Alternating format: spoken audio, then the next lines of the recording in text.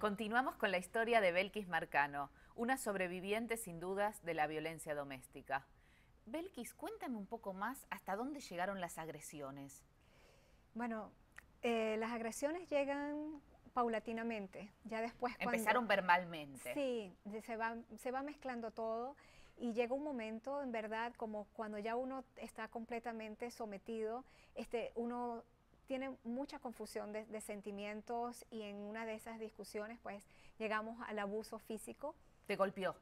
Sí, y entonces fue cuando realmente yo me sentí muy humillada.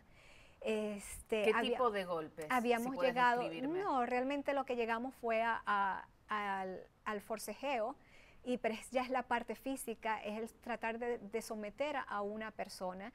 Y yo sentí mucho miedo. ¿Delante de tus hijos llegó a hacerlo? No, no. Esa parte no fue. Mis hijos, después cuando hicimos terapia, ellos me decían que realmente ellos se colocaban los audífonos y escuchaban música para no saber realmente lo que estaba pasando en el piso de abajo cuando discutíamos.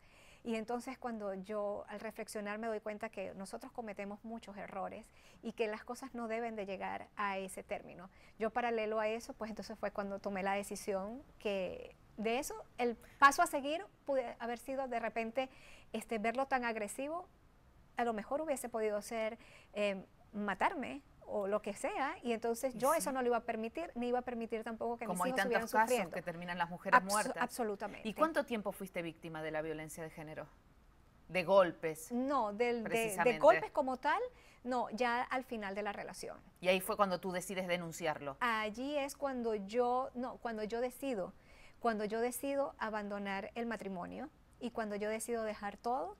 ¿Y cómo reacciona él en esos momentos? Peor, porque eso es un patrón.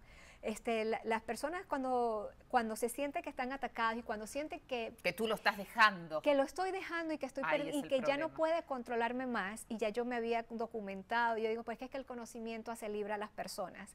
Y yo realmente abandoné absolutamente todo, dejé todo. Y a mis hijos... ¿Tu familia, alguien te apoyó, buscaste ayuda? ¿Cómo hiciste? No, tenía un equipo de atención al cliente, como yo llamo, son mis amistades. ¿Te apoyaste en ellos? En ellas, mis nuevas amistades, las que tenía acá, que eran las que estaban realmente muy preocupadas y fueron las que me dijeron. Y bueno, y por supuesto, mi hermano cuando vino a visitarme una vez, él me dijo, tú sabes que esto que tú estás viviendo no es normal y que afuera hay un mundo. La violencia de él es a partir de que él no te dejaba desarrollarte como profesional, como persona. Como persona y como todo. Yo lo que creo es que su inseguridad fue lo que llevó a que no permitiera que tuviera al lado una persona que quería valerse por sí misma y que era lo suficientemente capaz de acompañarle a llevar un matrimonio. ¿Y tú crees que tú cometiste algún error que lo llevara a él a generar esa violencia hacia ti? Sí, claro que sí. Claro que sí, porque uno se vuelve rebelde. Uno se vuelve rebelde. Yo siempre lo digo. Él me pedía que yo le mostrara las llamadas telefónicas que yo recibía. Yo podía mostrárselas, porque eran de mis compañeras de clase de mi escuela de inglés, pero yo ya estaba rebelde. Yo decía, pero ¿por qué tengo que mostrarte unas llamadas? O sea, no lo voy a hacer. Sin pensar que eso a su vez lo iba alimentando él una característica una patología de celo que ya tenía, pero era más celópata aún. Pero imagínate, cómo yo me podía estar tranquila cuando a mí me ponían las millas en cero, las millas de mi carro me la ponían en cero. Para controlarte a dónde ibas. Para controlarme, cada día que yo iba descubriendo más cosas, yo me iba atacando y yo me iba volviendo más rebelde. Llegó un momento en que yo empecé a sentir que yo había perdido el norte de mi realidad. Y entonces fue cuando mis amistades se empezaron a preocupar porque me dijeron, tú estás sufriendo de los nervios, ¿cómo es que tú dices una cosa ayer y nos llamas para decirnos que te lo recuerdes porque ya tú estás perdiendo la noción? Y le decía, es que él me cambia las cosas, me revisa el teléfono, me chequea todo, yo voy a enloquecer. Una personalidad totalmente obsesiva y controladora. Y era un impostor, porque mostraba a las personas una cara y a mí en mi casa era otra. Claro. ¿Y cómo te decides ayudar a otras personas? y a convertirte en esta Belkis activista que está aquí con una sonrisa? Porque me preparé mucho y porque yo decidí no ser más una víctima y yo no iba a permitir que mi vida siguiera girando alrededor de un radio de 1,5 kilómetros. O sea, yo sentía, esto a mí me llevó a fortalecerme, a descubrir mis habilidades, a saber cuáles eran mis fortalezas y ver dónde estaban mis debilidades y trabajarlas. ¿Y tú piensas que buscar ayuda profesional es muy importante? Absolutamente importante. Para eso hemos consultado una prestigiosa psicóloga que nos va a contar un poquito sobre el tema para Corazones Guerreros. Me parece maravilloso que podamos Veamos escuchar. por favor eso.